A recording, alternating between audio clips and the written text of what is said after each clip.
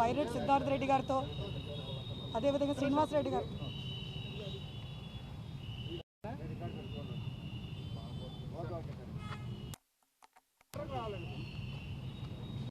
మరి ఈ రోజున మరి బైరెడ్డి సిద్ధార్థ రెడ్డి గారు అదేవిధంగా శ్రీనివాస్ రెడ్డి గారు అదేవిధంగా జగన్ గారితో ఈ రోజున మరి పెద్దిరెడ్డి మిదిరెడ్డి గారిని మనం కలవడం కాంగ్రెస్ ఈరోజు రాజమండ్రి సెంట్రల్ జైల్లో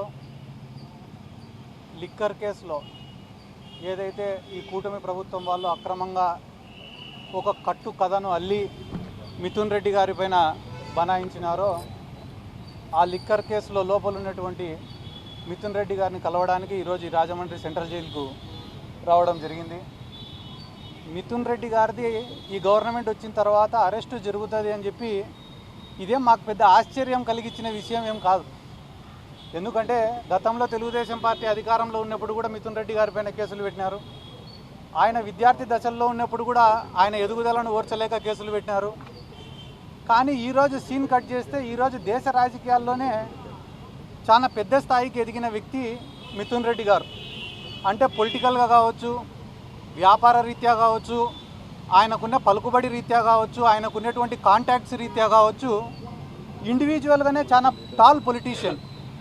కాబట్టి చిత్తూరు జిల్లాకు సంబంధించినటువంటి వ్యక్తి, అటువంటి వ్యక్తి అంత ఎదిగిపోతే, అంత పైన స్థాయిలో పెద్ద స్థాయిలో ఉంటే రేపు ఫ్యూచర్లో తెలుగుదేశం పార్టీకి కావచ్చు, కూటమి కావచ్చు, లేకుంటే నారా లోకేష్ భవిష్యత్తుకు కావచ్చు ఒక ఇబ్బందికరమైన వాతావరణం ఉంటుందనే ఉద్దేశంతో ఆయనను ఈరోజు ఒక అక్రమ కేసు, ఎటువంటి ఎవిడెన్సులు, ప్రూఫ్లు, రుజువులు లేనటువంటి కేసులో ఆయనను అరెస్టు చేయడం అనేది నిజంగానే చాలా దారుణం. ఒకవేళ మిథున్ రెడ్డి గారు గాన వాళ్ళు ఆరోపిస్తున్నటువంటి ఉద్దేశంలో మంచి వ్యక్తి కాకపోతే ఇంత తెలుగుదేశం పార్టీ గాలిలో, ఇంత కూటమి గాలిలో ఆయన గెలిచింది ఎవరిపైనా? మాజీ ముఖ్యమంత్రి, ఉమ్మడి రాష్ట్రానికి మాజీ ముఖ్యమంత్రి అయినటువంటి కిరణ్ కుమార్ రెడ్డి గారి పైన మిథున్ రెడ్డి గారు గెలిచినారు.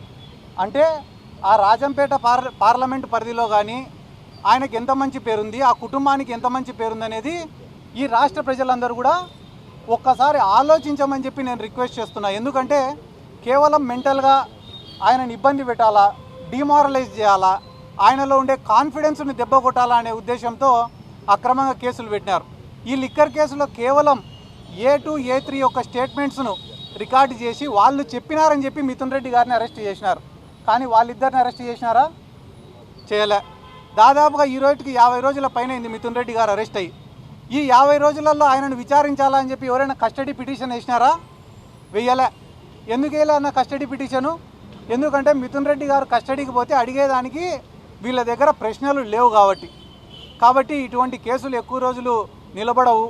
ఏదైతే వాళ్ళ కుటుంబం ఒక 30-40 ఏళ్ళ నుంచి సర్వీస్ చేసుకుంటూ వస్తున్నారో, ప్రజలకు సేవ చేసుకుంటూ వస్తున్నారో అదే వాళ్ళకు శ్రీరామ రక్షగా నిలబడుతుందని చెప్పి ఈ సందర్భంగా నేను మీకు అందరికీ తెలియజేసుకుంటూ, ఈరోజు రాష్ట్రంలో ఏదైతే అబద్ధాలు చెప్పడం, అబద్ధాలపైన రాజకీయం చేయడం, కథలు చెప్పడం, ఆ కథలను ప్రజలను నమ్మించేలా చేయడం అనేది ఒక ఆనవాయితీగా జరుగుతుంది.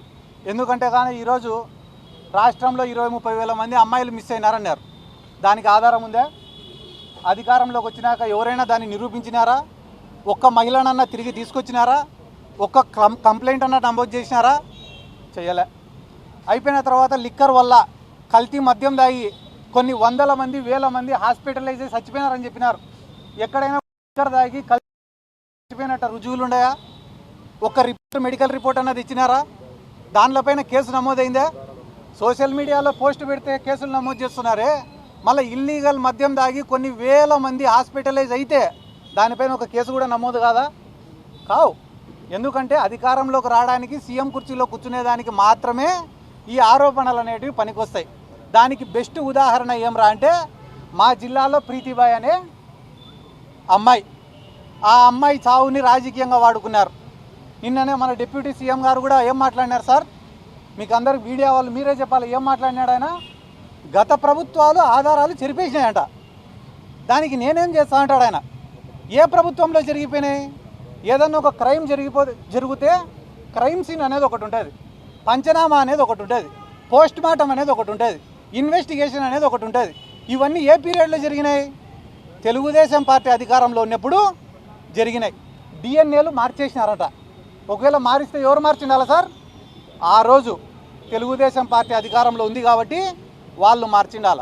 పవన్ కళ్యాణ్ గారికి నా యొక్క రిక్వెస్ట్ ఏమంటే, సార్ మీడియా సమక్షంగా మిమ్మల్ని రిక్వెస్ట్ చేస్తున్నా, ప్రీతిబాయ్ మర్డర్ కేసులో వాళ్ళ తల్లి